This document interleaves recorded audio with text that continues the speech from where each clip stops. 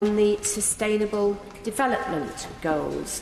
I call the Secretary of State, Rory Stewart, to move.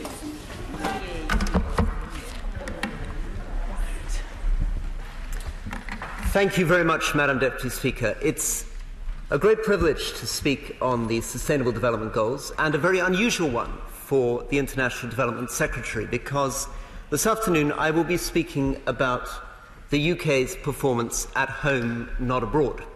And this is, of course, Madam Deputy Speaker, because the global goals apply not just to other people's countries, but they apply to our own as well. And this is a fundamental principle. It's a fundamental principle about being honest with ourselves, but it's also a principle about learning some humility and learning some of the struggles through doing it in our own country that other people are going through in their own countries. We will be reporting in a formal report after this debate in Parliament to the UN, and I hope this debate in Parliament will help inform some of the report that we're sending into the UN. And this is the result of 350 organisations have contributed so far. There have been 35 events, 200 case studies, and now this parliamentary debate. And I really believe that the single guiding principle of DFID, which is of leaving no one behind, is something that should guide our approach to thinking about Britain. In presenting, however, my brief remarks to the House, I'm also reminded of another thing that I've learned through this process in terms of dealing with other opposite numbers in other countries abroad, Madam Deputy Speaker, which is actually the necessary balance between pointing out problems in your own country and balancing it with your pride in your own country and your optimism about your own country. And this would be true for a development minister in Nepal or a development minister in Rwanda. They too often feel, as I must a little bit at this dispatch box, the necessity of balancing talking about the negatives with talking about the things that we are genuinely proud of as a government and a country. And the starting point, of course, is that this is, for all the flaws, for all the things we grumble about, a truly extraordinary country. Quite literally, quite technically, this country has never been so healthy. It has never been so educated. And the development in this country, if it's compared to development elsewhere in the world, has been quite staggering. In the mid-19th century, the life expectancy in this country hovered around 40. It's nearly twice that today. In other words, in the mid-19th century, the life expectancy was roughly comparable to that of rural Afghanistan in this country.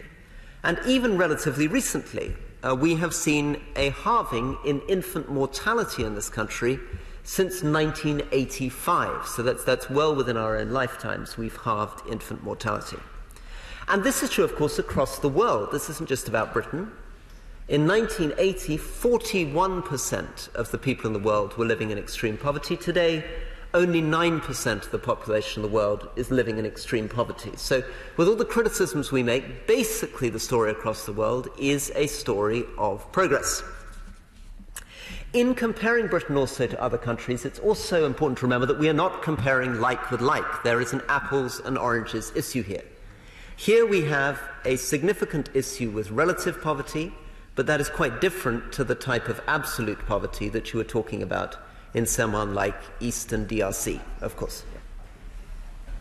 I'm grateful to the Secretary of State for giving way, and I welcome the opportunity of today's debate and congratulate him on his appointment. Is he able to confirm that when the UK submits to the UN, we will make reference to every single one of the goals, targets and indicators, both in terms of domestic and international implementation?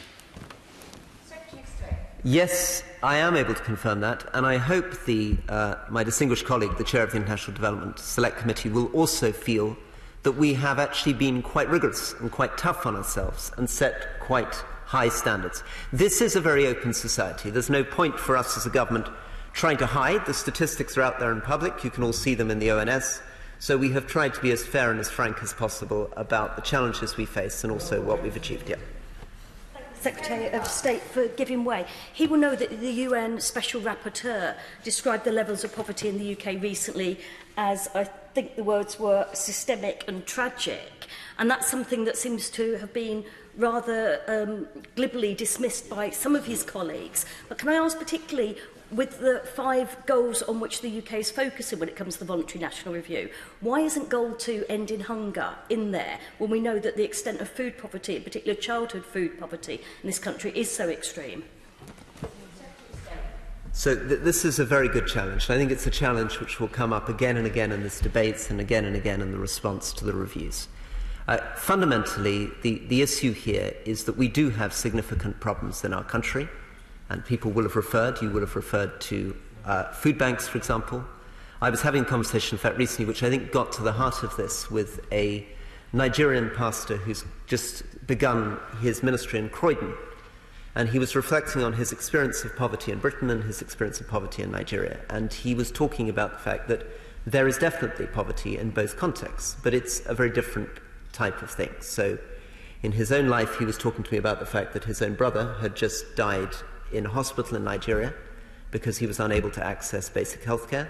And of course, where he is in Croydon, he is dealing with people who have significant problems, particularly on income. So he was talking about women in his constituency who are struggling to afford sanitary products. He was talking about food banks. But at the same time, of course, he was saying it is also worth bearing in mind that these people have complete free access to healthcare, free access to education, water supply, they have shelter. So this is, in the end, coming back again and again to this question of the relationship between absolute poverty and relative poverty. Gentlemen, for giving way. Following on from my honourable friend, you can take any city in this country and you'll find areas with life expectancies lower than other parts of that city, the level of wealth, the level of poverty and so forth. So we've still got disparities, particularly in the north, but you can also get it in the Midlands and the south. So there's a lot of work to be done here yet, and I agree with him. Although we've got a National Health Service and that third world doesn't have things like that. So it's a matter of trying to balance it out, as it were. But I hope we'll be drawing attention to the United Nations to some of the progress that we've made as well. I think this is right. I mean, I think this is the right tone of trying to approach this. And I think that there's a fundamental issue here which is really important, Madam Deputy Speaker, which is that we forget often when we think about other people's countries, we actually forget about politics. We often talk as though development in somebody else's country is simply a question of experts sitting down from the World Bank with a piece of paper. In fact, development in any country, this country, everyone else's country, is deeply, deeply political, so that the people who actually drive development in other people's countries are politicians from political parties with oppositions who are challenging them. And a lot of the problems in development, defensiveness, cover-ups, lack of transparency, lack of progress, are about the fact that we don't understand politics well enough. So this whole debate is a really good way of understanding some of the challenges we have, for example, in Eastern DRC, where people might think the issue around Ebola is just a technical question, can we get the vaccines on the ground? In fact, the basic issue is that this is an area controlled by the opposition, insurgency groups, that has a big problem with the capital, with Kabila. So politics is at the heart of all of this. However, in this country, then, I'm going to move quickly through the global goals, looking essentially at them through the lens of 5 Ps: people, planet, prosperity, peace and partnership, and try in every case to point out some examples of where we're doing well, where we're doing badly, and the strengths that we have to build on. So looking at the UK as a whole is a thing that is well beyond my brain, well beyond any brain in this House. And in fact, I'm also very aware that there are many experts in this House who know far more about individual areas of domestic policy than I do. But I will attempt to present what we will be presenting to the United Nations as a way of trying to take a snapshot of Britain in 2019. So let's take health first. There have been some significant improvements in healthcare even relatively recently. Stillbirths, for example, in this country have reduced by 18.8% since 2010. However, on the negative side, we have an enormous amount more that we need to do, particularly in health, in relation to particular forms of cancer, to heart attacks and stroke, where we are not meeting the comparators from other developed countries. But we have a strength to build on, and that strength is, of course, the NHS itself, which is a truly remarkable global organisation. It's very difficult to think of any other equivalents in the world which have quite got that key point about being free at the point of access. There are countries which have done better than us on cancer survival rates, where healthcare is literally bankrupting for a family. It can be the destruction of a family, and the absence of health insurance can drive people to the wall. Again, in education, we are reaching an extraordinary stage where nearly half our population is now going to university. Compared to when my mother went to university, it was only 3% of the population. That's only my mother. So that's a very, very big change since my mother was young. But there is a huge amount more we can be doing in education. We are not doing as well as we can on basic numeracy and literacy compared to some of our comparators, on technical education, and I think we're maybe not thinking hard enough in the future about the effect that robotics and AI are going to have on the world of work. The fact that many hundreds of thousands of people are at risk of losing their jobs to new technologies, and we need to have bursaries in midlife to enable people to retrain for a new world of work. But that, to come back to the basic point of building off strength, builds off a country in which, as you will have heard again and again from this dispatch box, 85% of children are now in good or outstanding schools. Again, we've heard about equality, and we have very significant challenges on equality. And in addition to the question raised by the Honourable Lady, there are other areas in this country which we don't talk enough about. So, for example, the poor elderly is something that actually can be genuinely shocking. I feel this in my constituency. If I see an 88-year-old woman looking after a 92-year-old doubly incontinent man having to wake up every 2 hours through the night, that really is a genuinely shocking thing. And in fact, sometimes in terms of support for the elderly, I feel coming back from Nepal or I feel coming back from the Congo that actually our family support structures and our community support structures around the elderly are not necessarily what they are in some other much poorer developing countries. On the other hand, on the positive side, we will also be pointing out that income inequality has, in fact, unusually amongst advanced countries, declined in this country. Again, on the planet, it is again the balance between three things. Yes, we're very proud that we've gone 300 hours without coal-fired power, and that we have reduced our carbon emissions more than many comparable advanced countries, but nobody can get around the fact that we are facing a huge climate, planet emergency, and that there is an enormous amount more to do, and there's simply no point being complacent or talking about our achievements in the past, and that there is a huge amount more that Britain can be doing on technology, on research and development, and making sure that, for example, in order to stop China building another 300 gigawatts of coal-fired station, we should be developing the solar technology, the light spectrum technology, the solar film to drive down the marginal cost of that. And that's why also, as the Secretary of State for DFID, I want to double the amount we spend within our budget on climate and the environment. On prosperity, we are, of course, leading the world in certain sectors. We're doing very, very well in financial services. We're doing very well in technology. I've been astonished by some of the robotics and AI companies I've been seeing recently, but we have a big problem on productivity and a big challenge, particularly in Northern England, where we really need to get infrastructure into the ground. We have not yet unleashed the potential that could come, for example, for properly connecting Newcastle, Carlisle and Glasgow, or properly connecting, of course, Leeds and Manchester, which is the huge opportunity that we could be unleashing in this country. But there are strengths we can build on, and Madam Deputy Speaker, the most obvious one is that if you look at elections in the late 1970s, the great issue in this country was, of course, the issue of unemployment. And with all the challenges we have in our country, the achievements on employment have been quite remarkable, and in particular, 700,000 more people since 2015 with disabilities who are now in employment, and a slight reduction, but not a big enough reduction, but a slight reduction in that period on the gender pay gap. On peace, which is the penultimate of the things on which we're measuring ourselves, of course we are a country where crime has been falling, but at the same time we have a serious problem around knife crime. We have an enormous amount to learn from Glasgow and the work that they have done on a public health approach to knife crime. But we are also a country where we have lost only 2 soldiers on active service since 2014. Right? We live in a much more peaceful world in relation to Britain's activities overseas.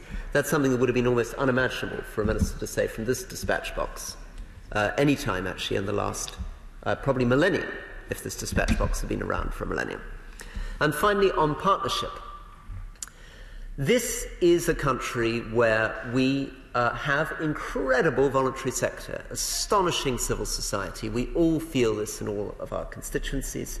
But we are still not harnessing that properly. We're still not using that properly. I feel in my constituency, as you all will, that amazing community schemes on community land trusts, on community broadband, community planning are not properly being reinforced and followed up on, so that a lot of the things we could be addressing in recent meetings, for example, people have been pointing out that if your mother lives in Middlesbrough and you live in London, could we not have a situation in which somebody whose mother lived in London while they lived in Middlesbrough visited your mother while you visited their mother? And a lot of people would like to do this kind of thing. We're simply not good enough as a society at tapping that kind of voluntary energy and bringing it together. On the other hand, given that I'm often accused of being too gentle with the benches opposite, I'm going to provoke the benches opposite by saying that there is an example of partnership from which we can learn. And I'm going to pick possibly the most unpopular subject for the benches opposite, which is the privatised water industry. The extraordinary thing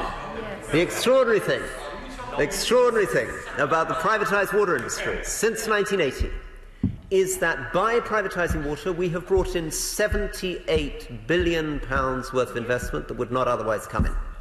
We have succeeded in moving towards a situation where water quality in this country is now at 99.6%, where you are five times less likely to have an outage on your water at a cost to the person of £1 a day for your water in and out. And that is an extraordinary achievement, and I give way. Yeah. I think the Honourable Gentleman last night was watching Margaret Thatcher's speech, actually, in relation to privatisation, and I think he's trying to imitate her here today. The greatest compliment I could receive as a leadership candidate in this House. Thank you very much indeed. Which brings me now, Madam Deputy Speaker, to my conclusion. Look, this country has achieved, we have together, as all parties and as all nations in this country, achieved an incredible amount over the last 100 years. In my own constituency, a third of my constituents, where my predecessor's predecessor, Willie Whitelaw, was the Member of Parliament for Penrith and the Border, a third of my constituents had no indoor lavatories, a third of my constituents had no electricity, no mains electricity in their homes.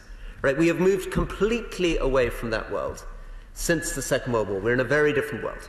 But it should not be a world of complacency. It should be a world of us all working together to make things much better. And the biggest challenge, and this is what I will be indicating in my forward writing to the UN, in this country, I believe, is adult social care. And I began with the thesis that one of the problems in development is politics. And if you want a classic example of the way in which a technocratic solution, a good solution to a problem, has been hampered in this country by politics, just as good solutions are hampered in other countries by politics, take adult social care. Dozens of white papers and green papers over decades, royal commissions in and out, parties in and out, proposing solutions, and we still do not have the solution in place. So what I shall be saying is that we need to show some humility. We need to learn from this. We need to reach across the House. We need to work with other parties to solve the great unfinished revolution of our society, the great unfinished revolution begun with the NHS and dealing with people who are ill, but not properly dealing with the vulnerable, the frail, and the elderly. And if we can tap that together, Britain can go back to the world, not arrogant, not preening, not presenting itself as a model to the world, but presenting itself as a partner with the world. Please. The Secretary of State giving way, and he's given a characteristically thoughtful speech, and I don't want to cast any doubt on what he's saying. I agree with what he's saying about the need to cross party boundaries when we try to find solutions to these issues. I just wonder whether it is really possible for him to do it from the Department for International Development, as opposed to, say, the Cabinet Office leading on the domestic delivery of the Sustainable Development Goals. And perhaps he could say a little bit about how he can persuade his perhaps less thoughtful colleagues to come to the table. Very good. Secretary of State. Well, the Right Honourable Lady has put her finger on a very important point, which is that in the end, it's all very well setting these kinds of goals, wearing this kind of badge, signing up to these things that we believe in. But this is about leadership right the way through government. It's about people sharing a vision of the kind of world we want to live in, sharing a vision of what sustainable development means, feeling in our bones and our sinews the connection between our contribution to poverty, our contribution to the environment, how cities, communities, clean water, clean air, gender equality, productivity, employment all come together to provide a society that we're proud of, but perhaps above all, as Britain continues as a partner with the world, a world that we can be proud of, a world that is greener, fairer, more united. The question is that this House has considered the Sustainable Development Goals. Shadow Secretary of State Dan Carter.